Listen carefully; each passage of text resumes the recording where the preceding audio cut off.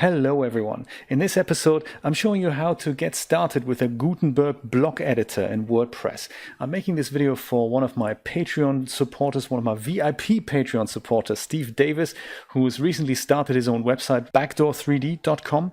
And he wanted to do this in WordPress because it's good to have a website if you're starting a new project. And he wanted to do this, and thankfully, thanks to my WordPress 101 series, he was able to get it going without anyone else's help, which is great.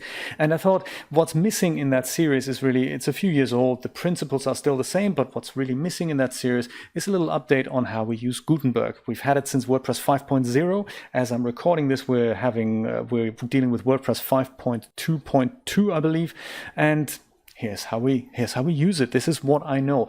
It took me a while to get going with this, and I really disliked having it shoved down my throat. But as I've adapted to it, I can now kind of live with it. And for the minimal configurations that I do within a post, it does what it says on the box, and I don't have trouble anymore with it. So let me show you what I know. This is the 2013 theme that I'm using on three of my websites, I think. And I think that's the one that Steve is using as well. And it's kind of plain and vanilla, and it's called Pink Unicorn now, so that's great. I don't have anything on my front page here, just one blog post. This is in fact my home page. It doesn't have a home button, but I can always use this link to get to the home page. Just to keep that in mind before we get going and see what happens to posts and all that. Let's create a new one, and just do that by either clicking this button with Add New or clicking this button in New Post. Pages work in exactly the same fashion. And here's our post editor. This is just like it once was. We have a title at the top, and back in the day we had one area at the bottom, one large text area into which we could type. But that was pretty much it, and that area would just be HTML code behind the scenes, and that sometimes conflicted if you had something that followed one another. So sometimes formatting was kind of screwed up by the classic editor, and the Gutenberg block editor is the replacement for that. So the title works still as it always did, so I'm going to call that maybe test post, perhaps test post number 1, so that we're all on the same page here.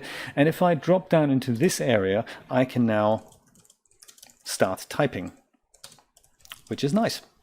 And then as soon as I hit return, however, then it looks like I'm on a new line, and I can continue typing here. But what WordPress has really done here, it's not continued your text. It started a new block already. And these are 2 paragraph blocks. And a paragraph in typography is literally the next line of something. It's always nice if you have a little bit of a gap between paragraphs, because now you can take a paragraph and shift it on top of one another and switch and swap them out. And WordPress does that every time you hit return. So every time you do that, a new block is being generated, and by default it's a paragraph block.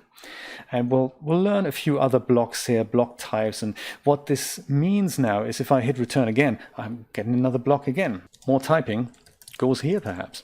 So the implication of this is that I can have my first block left aligned, my middle block center aligned if I wanted to, and my last block right aligned.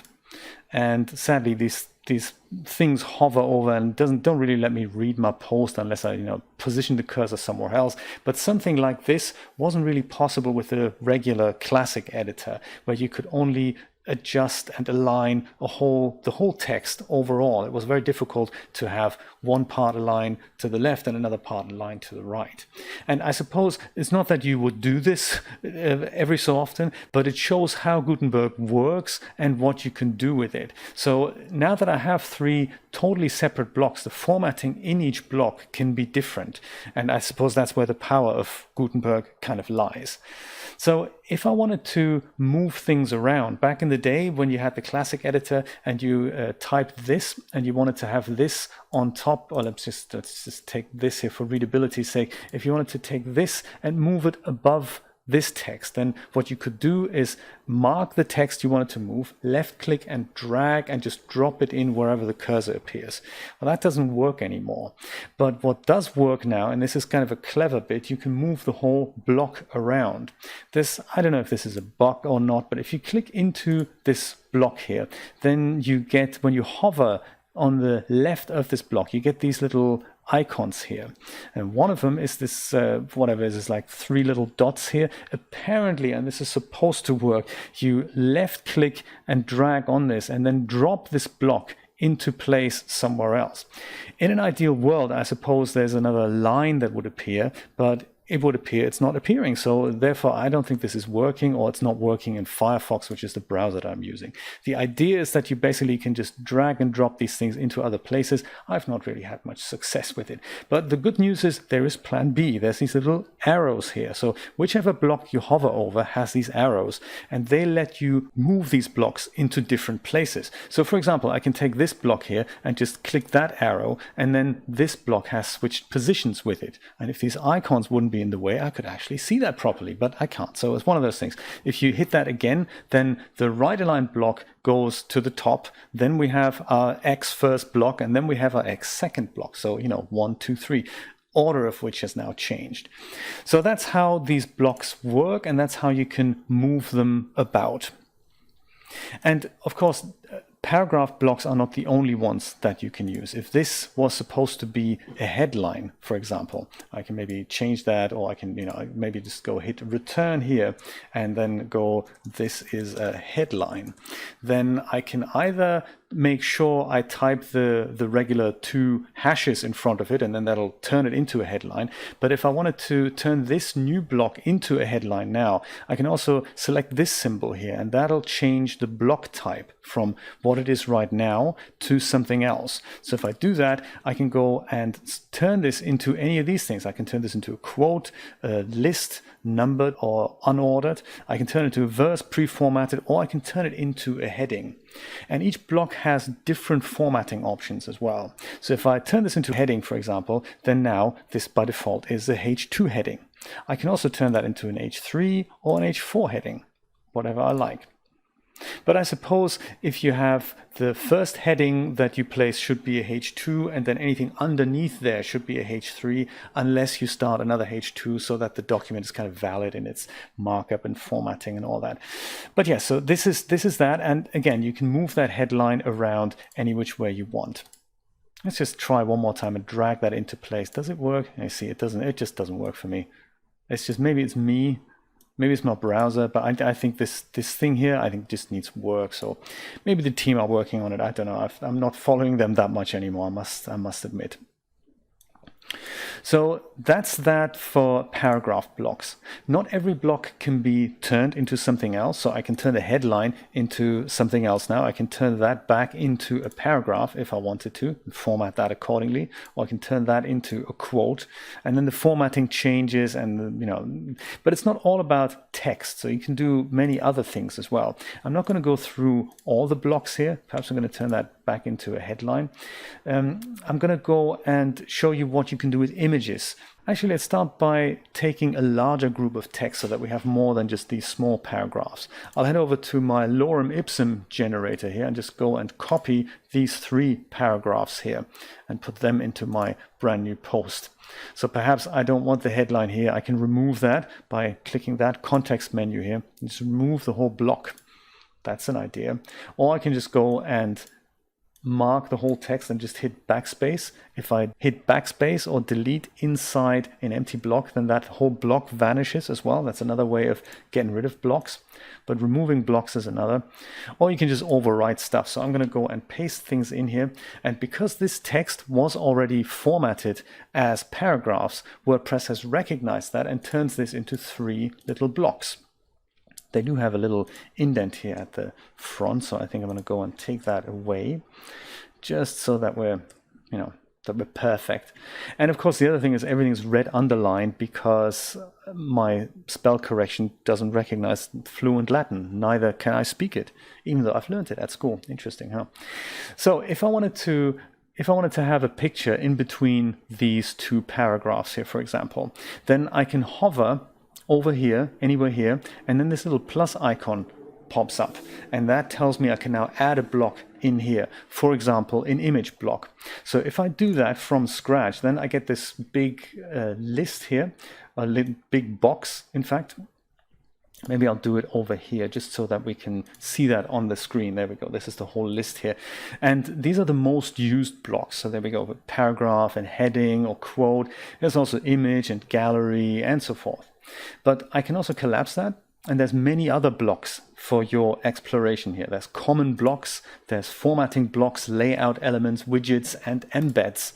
So often these are not really necessary because WordPress recognizes this. If you paste a YouTube URL into a paragraph block, for example, then the video will just show up and embed itself, and that block turns itself into a YouTube embed block. So that's kind of clever. So often you don't have to really think about embed blocks. They're just regular paragraph blocks turn themselves into that. You can also drag images into here and then drop them on the post. That will also create an image or a gallery block. But if you wanted to do this manually, you can just go and select an image block here and then either hit upload, or you just drag something in from your desktop. Let me see, I think I've got something here. There we go, that's perfect. I'll just go and drag this in here, drop that onto that, and that'll automatically just go and upload this file now and then embed it in the post. I can also write a caption underneath it if I wanted to. And of course, there's now several formatting options that I wanted to make you aware of. There's still this sidebar here, but this is now where it says block up here. That is now context sensitive. So under document, you see the regular options that apply to this whole post, such as categories, tags, featured images, and all that, when the post is published and all that. But if you've got nothing selected here and you hit block, then it says there's no block selected. But as soon as you select anything in here, so for example, this block here, my first block, I get paragraph formatting options here. If I wanted to do this in drop cap or not, or what the size of this particular type of text wants to be. But notice that if I hover, if I click into another block, like the image block, then my options change completely. So I've got the alt text here now, I've got the image size that I can fiddle with, I can have link settings here and so forth. So depending on what is selected, this block menu changes. So that's kind of cool. So in my post, perhaps I want this to be not a full width image. I would like for that to be an image that's inset on the right aligned, and I'd like for the text to flow around that. And that's possible to do still. So first of all, it can't be a large image. For that, it has to be like a smaller type image. I don't exactly know what the thumbnail and medium sizes are, but if I just try out medium, then I see it's kind of, the half width here, and thumbnail is probably going to be, that's the cropped thumbnail version here. Perhaps I'll stick with the thumbnail for now. Oh, there we go. It tells me that 150, 150. That's the same. That's still set under settings, media. That's where you can still set those settings. But right now it looks like my text doesn't flow much around the image, and that's really what I want. The image is also not on the right hand side, so what do we do there? Well, this is where these little icons come in handy. So I would like my image to be aligned right, like so, and then it looks like my text from the next block is already automatically flowing around that. That's kind of what I want, but I also want my whole post to start with that. So right now I have one line here that's like a mini line. I can just go and maybe just copy that text and then just go paste that in a couple more times here so that I can see the effect. I would like my picture to be literally aligned at the top here. And this is one thing that I don't really like about the Gutenberg thing, is that these toolbars here, they're usually in the way. So unless you know what they are, they often get in the way of you seeing what you're doing. That's sometimes not exactly what you want. So in order to get rid of them, you can just either click out of this or click a different block, and then they just go away and don't bother you anymore. Just a little tip here. So this could be construed as a little bit confusing, because it looks like we have the image and the text on the same height here, but notice that those are still two separate blocks, and they're only floating next to one another because I've told the image, please make sure the text floats on the left of it. So if I now wanted to make sure the image starts floating text from the top here, I need to select the image block and then move the image block up one. And if I do that, now the text of 2 blocks floats around the image. And that's very powerful to do. So I like the idea that that's how they did it, but it does require a little bit of extra thinking sometimes in order to do that, because if we were to just make that go back on that, and we're back here, and I was thinking, well, actually I'd like to move my text. If I move my text up now, then of course the image moves down, and that's kind of, oh, what's happened there? Well, it's because the image dictates where the text flows, and that point, when you understand that, then you can make image changes. So you can also do that on the other side if you wanted to, maybe move the image higher. And also notice that while it says write caption, there's more of jiggery-pokery going on here than what happens when you click out of the block. So sometimes this is now gonna, it means this line is now gonna go and snap to the left here. That can also happen. But hey, that's just, depends on your situation. I personally don't like left-aligned images because that is where we read from.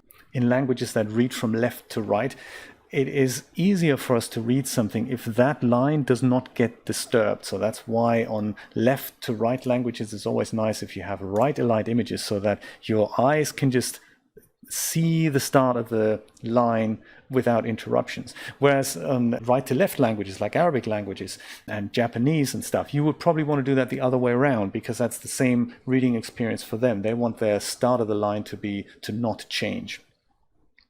Just a little typography tip there. Let's go and post this now, publish this now. Oh yeah, this is the other thing that's changed. You now get an "Are you sure you really want to do that?" dialog here when you hit publish. So you can ignore that, you can get out of that if you just tick that box, always show pre-published checks. That means, are you sure the visibility is set correctly? Are you sure the post needs to be published immediately? Or would you like to add some tags? So it's just trying to help you craft the post before you hit that publish button, before it accidentally goes live and you think, oh, actually I'm still working on it. So that's why WordPress is trying to be a little bit helpful. You can let it do that and just hit publish one more time, and then your post is published, or you can just untick this little box here that says always show pre-published checks. Now on the front page here, if I now go and refresh that, then my new post should show up, which it does. Very good. And there's my second post, but of course it's a little bit long. So I wanted to show you how you can use that more trick that I've showed you in the series when you interrupt the post after a certain line. And this is how it works. It's now also a block. It's not just something that is inserted in line here. Say I wanted to, first of all, I want to maybe start my picture at the top here. So I'm going to move the picture up, and then after the second paragraph, I'm going to add the more tag here. And the more tag is now a block. So let's go and do that. With the picture selected, let's go and move that one up. So that should do that. But now after the second paragraph, namely here, I'm going to hover over that little plus icon and insert a more tag. Now the more tag is somewhere in here. If you use it, oh, there it is actually. If you've used it regularly, then it'll eventually show up here in the most used section, because this is updated as you do other things, as you use other blocks. But you can also close that and find it under the layout elements, I believe. No, not correct. Yes, actually layout elements, the first one in the layout elements. But you can also search for something specific. So I find that's kind of nice. If there's so many different types of blocks here that I don't really know which ones they are, but if I'm looking for something, I can just go and search for more, and then you just type the first couple of letters here, or the whole word, in case more is actually not a big issue, and then you just pick that from the list. So more is one that I do remember frequently, and that's what that does. So more is now a block, and you can also overtype what it says here. So read more is the default, but you can also type anything you like in here if you want that.